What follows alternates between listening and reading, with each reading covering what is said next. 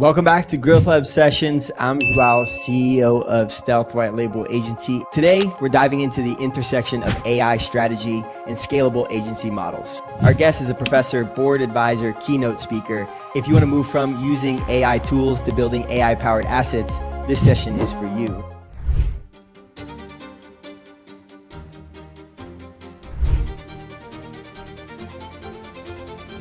All right, so jumping on to class one here, designing the AI-powered offer recurring revenue. That's something that all agency owners want to hear, recurring revenue. And so as the introduction, we have Osvaldo Aranha here. And, to kick us off, let me ask you a question. Osvaldo, many agencies are experimenting with AI inside their services today, right? I'm one of them, and there's a lot of different agencies that are trying to capture this new market of AI. But from your perspective, what separates simply using AI in their services from actually creating an AI-powered asset that delivers a lot of value for their clients and internal teams?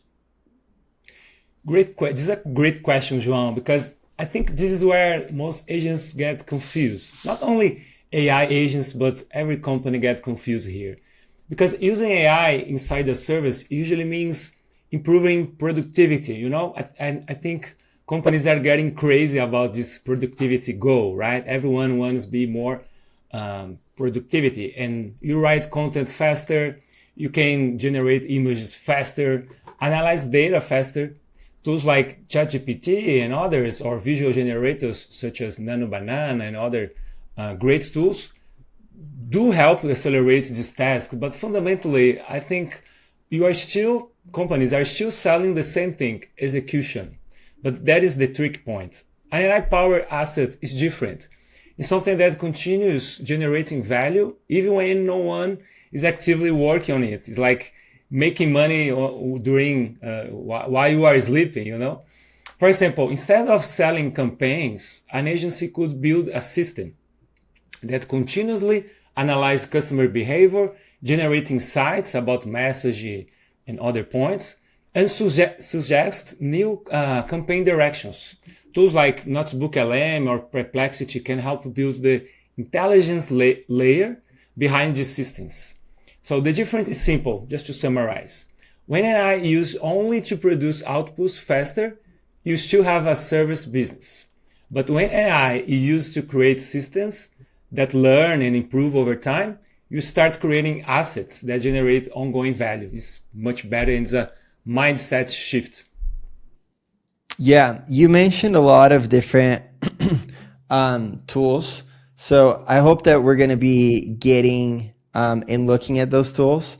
Like Notebook LM, right? That's something that I haven't personally used. So I'm curious to understand how agencies can use those tools for, to do everything that you just mentioned. Sure. Let me share my screen. Just a quick point before. I think when I design this AI system for companies, I usually think in terms of a simple workflow. The first one is research. You need to research a lot about your client, about the market, about new trends, about new things that you would offer to them. Then you put these ideas in a structured way. Then you create the strategy.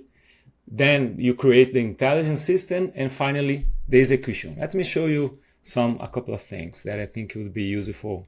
For example, if you're an agency owner looking to scale, you definitely want to explore our solutions at Stealth White Label Agency. With 14 years of experience and over 120 niches, we've been helping agency owners not only fulfill for their clients, but also acquire new clients so you can only focus on scale for your agency. If you're interested, definitely DM me, Joao, on my Instagram, or comment below and somebody's gonna reach back to you. Back to the podcast. Here, we have a lot of AI tools and AI solutions. Jasper is one that you can put everything together to work specifically for marketing agents. You have a lot of solutions here. You can sign and pay for different stuff. But what I want to show is not that. Is that you can work in pieces. For example, a lot of people are used with ChatGPT or Gemini or Claude. But let me show you something different. I like this Perplexity tool for research. And then I just put some script here just to get time. For example, what factors most influence e-commerce conversations rates according to recent research and industry data? Summarize the top drivers and explain why they impact customer behavior. The difference here from ChatGPT and others is that Perplexity is more deeper on research. And look, I have the answer and also all the sources. For example, I can check that this is true. This is a trustful source, for example. Check out simplicity and friction reduction. Not only the definition, but also where I can get this information. This is gold when you are researching and you are sure that it's not hallucination or wrong information for a client. For example, I want to say that more than 7% of Brazilian users buying via mobile, etc. But I have the source here.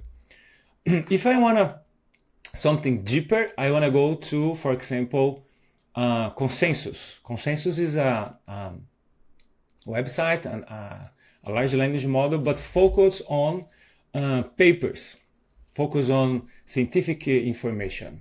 For example, I just put how agents can turn AI tools into a scalable service, and I found a lot of results and a lot of papers that I can use in my research and start creating my intelligence approach. Not only say something to the client, but start to create my foundations with a lot of content from my client and from the market and from trustful sources. For example, I can check the papers, the real papers, the real studies from universities or from other reliable fonts, okay?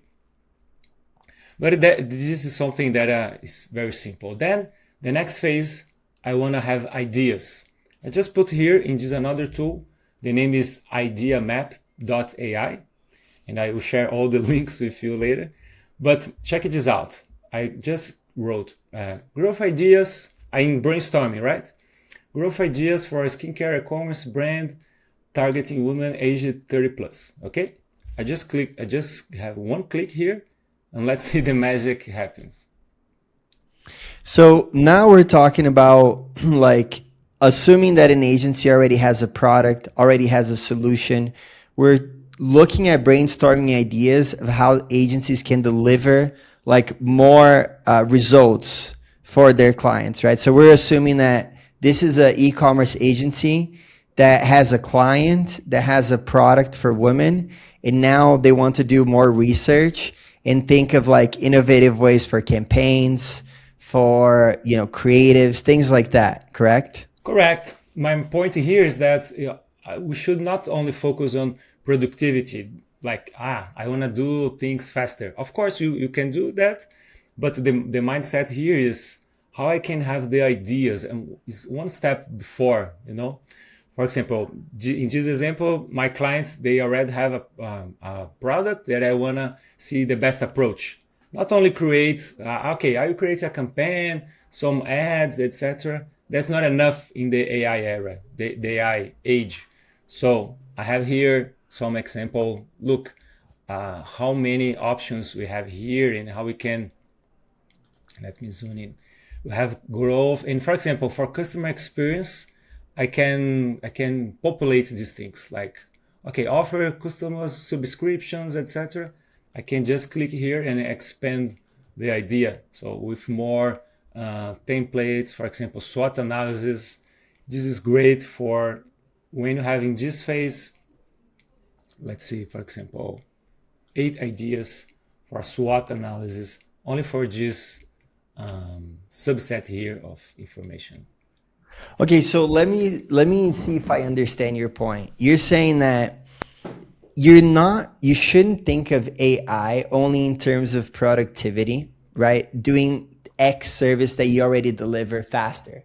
You're saying that you should take a step back as a service provider, think about the results that you want to generate for your clients and work with AI to brainstorm new ideas where you can deliver more value for the service, where you can deliver more results. So you shouldn't only think about creating a campaign ad strategy. You can also think about a conversion funnel to improve the conversion of the traffic that's going to the website by optimizing the images, the funnel, things like that, correct? Correct. Perfect. Let's say that my client is a skincare e-commerce brand. So instead of only think, okay, I want to do this and that, I want to create a ad campaign, or I want to create some web post for you. I want to first search the market, okay, let's in trustful resource using Perplexity or Consensus, for example, and get all the papers about the market, about the trends, about the new research. Then I go to create more ideas, not only the regular ideas that I used to do, but create new ones. For example, personalized shopping, and then we can create and break this into additional steps. But this is only a part of the toolkit. I can have another one, for example, to be more visual. I can use this. I love this tool. The name is Napkin. You have a free, assuming that we have only one person, right? The one guy agency here is nice to use free tools. And most part of them are freemium. You have the free part, and if you want more features, you pay extra signature. But the free part is pretty awesome. For example, I have some content that I research and create. I just copy and paste here. And let's say that I have a strategy, but it's boring, right? Only text. It's not a visual for my client. And then I just click here, and this tool creates a lot of beautiful and visual representations of my text. So I just create before. So that would be good for like presentation, right? Mm-hmm. To show your ideas more visually to your client, and to have a lot of options and tools. And you can also in this brand studio here, you can put, for example, the client colors or the client logo and the client forms, and then you have a more visual representation. Yeah, and if I can add my 2 cents here, I think this would be super useful for when you're providing services for your clients and charging for those services, you definitely always want to add value to the service, that the perceived value of the service you're providing for your client. So even though they don't see, like, if they don't see the value through like what you're doing and what you're presenting, your ideas, by adding this visual representation of in a proposal, in a new campaign, in a new strategy, you're adding perceived value. And they're going to look at a presentation that's visually beautiful, like Osvaldo is showing, and connect that idea with a higher value of service that you're providing. And how does that help you as an agency owner? Well, eventually you're going to be able to charge more because they're going to perceive a higher value that you're providing them. And two, they're also going to be more inclined to adopt the idea because they can understand a lot of people are visual. And so really catch on to this point, because there's a lot of power in Napkin and showing this visual representation. Perfect. This is something that can differentiate your agents for others. Of course, everyone is good on presentation, but the time you spend doing that is just a click, And now I'm saying about productivity and do things fast. I know. But that's part of the conversation, right? I think what you're doing is like telling people to not only focus on productivity faster, you can also do more things, you can also present new ideas and think about solutions to problems, focus on AI to help you create solutions to problems, but it doesn't have to mean it's going to take so long, right? You can also do it in a productive way. So I love that tool. I never heard about it. Osvaldo, thanks for showing it to me as well. Yeah, let me show you more stuff here. For example, I love this one that's called Notebook LM. It's a tool from Google, and the same. You have the free part, and if you want more, you should pay. But let me show you a final result, and then we create one together. For example, we have these notebooks here. Let's show you this one from The Economist. What's the goal here? The goal is you have a lot of source. Remember the research phase of a new AI agents. Let's suppose that you search a lot.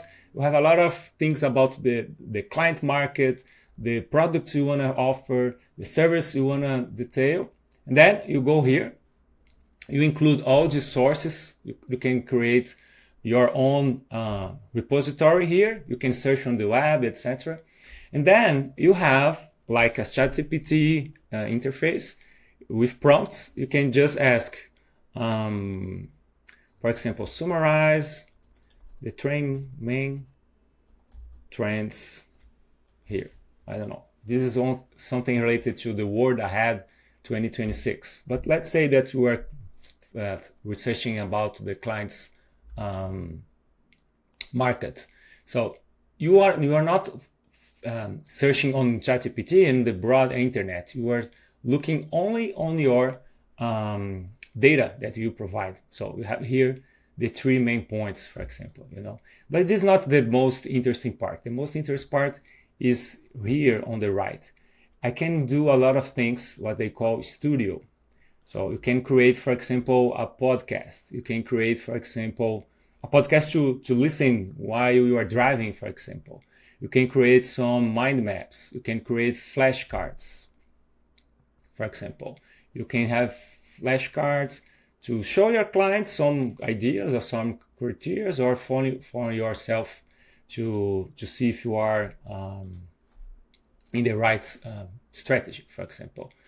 Let's yeah, so I think like a lot of agency owners, myself included, spend a lot of time in ChatGPT or other LML models, but thinking through problems, right? So I know I do that for sure. Like, let's take designing a new offer, for example, right? Or let's talk about, how to think about different personas and ad angles for your ad campaigns.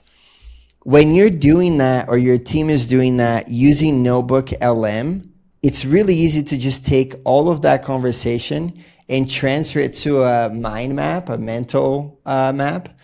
And that way you're not presenting a bunch of text. You're also presenting like a mental map either to your client or to your team. So I definitely see a lot of power in that. Yeah, it's a shift from like a PowerPoint presentation and something more visual. Let's show just an example. I just typed e-commerce trends. The tool suggests me some source, for example, all these live shopping trends, how to use generative AI for e-commerce products, etc. Let's say that I don't want this one in Portuguese here, only the English ones. Okay, and then I just click here. I have my own brain, my second brain here, with a lot of this source, and I can start typing. And once I populate all of this, I can start typing. They provide a summary of this. Imagine at the time I would spend to read all these trending reports, etc. So now I can just type here, for example, give me the 3 main points, right? Like, give me, like in the other example. So I have this. And on this side, what I think is awesome, I can create a mental map here as well, similar to this idea map, but now only focus, not a general one, but here focus on the content I provide. I can include, for example, some reports from my client. I can include, for example, everything that the client gave me, I can include here. And then I have This is in Portuguese, but you can change to English. So I have all the trends and all the mind map just in front of me. So I can start here and have more ideas. And so, like for you watching as an agency owner, let me put this into perspective for you, because you may not be seeing the power in this, right? And so what Osvaldo is showing us right now is the ability to get deeper into the topics, into the service that you're providing, right? Because with AI and just with time in general, everything gets more competitive, right? As a agency owner, you probably can understand that 2 years ago, it was a lot easier to convert with creatives on Meta. But now Meta requests that or demands that you add so many more creatives, right? Now, how do you do that? How do you break it up into so many different personas? How do you break up into copy specific for that persona? How do you break up all of the pain points? How do you put new ideas that are out of the box that your competitors aren't doing? And so this is what he's showing right now. He's not telling you like, just do everything you're doing faster. Do it better, because machines, if you do the same thing as the machine can do, you're going to be paid like a machine gets paid, which is $70 a month, right? But if you can use your intelligence to leverage different tools, right? He just showed us 4 different tools and combine it all together. That's where you're bringing power and using AI the right way. I'm going to say that in most cases, successful AI-driven offers share a few common elements. For example, first, they are connected to a real business problem, something related to growth, efficiency, or decision making, right? Then you can research and be more data oriented to get there. Second, they use data as a core ingredient, because without data, AI is just a tool, with data, it becomes intelligence. That's my point. This is where tools like Notebook LM or internal knowledge system become very powerful. And third, they are designed as systems rather than one-time projects. This is the shift, Instead of have projects with your client, you can be more like a SaaS. You can be more a system. So they continually collect information, generate insights, and improve outcomes over time. This is the point here. Agents often connect tools like Perplexity for research, Idea Map for ideation, and analytics platforms for performance feedback. That's the real game here. And finally, they are embedded in the client's operations. Imagine not only offer this, but embed in client's operations. The AI system becomes part of how the business makes decision. This is a completely new approach. Yeah, because there is a talk of like a concept of like, what's going to happen to service providers with AI? Are we going to be replaced, right? And so the shift, I think, for service providers has really been to become more tech driven, right? And integrated with the client, where you're integrating your intelligence, your different AI stack, right, into plugging it into their data sources, right? So think about integrating an AI with the Meta's API of their ad accounts. And then that pulls all of the data from the ad campaigns. Now you connect another tool to that that's going to be coming up with new campaign ideas. You connect a different tool that's going to be coming up with different marketing ideas, right? So not only ads, but also other approaches to marketing. And then a different tool that creates all of the videos and images for the campaigns.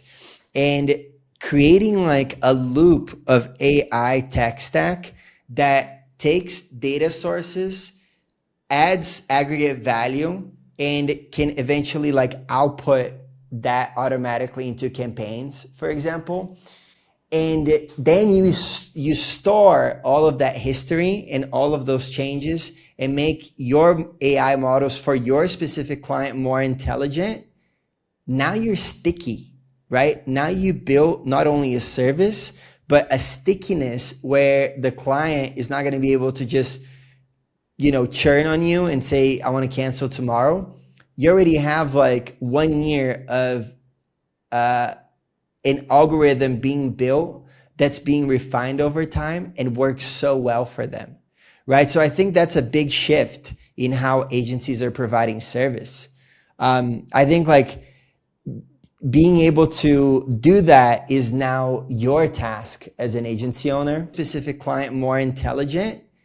Now you're sticky, right? Now you build not only a service, but a stickiness where the client is not going to be able to just, churn on you and say, I want to cancel tomorrow. You already have like 1 year of an algorithm being built that's being refined over time and works so well for them, right? So I think that's a big shift in how agencies are providing service. I think like being able to do that is now your task as an agency owner.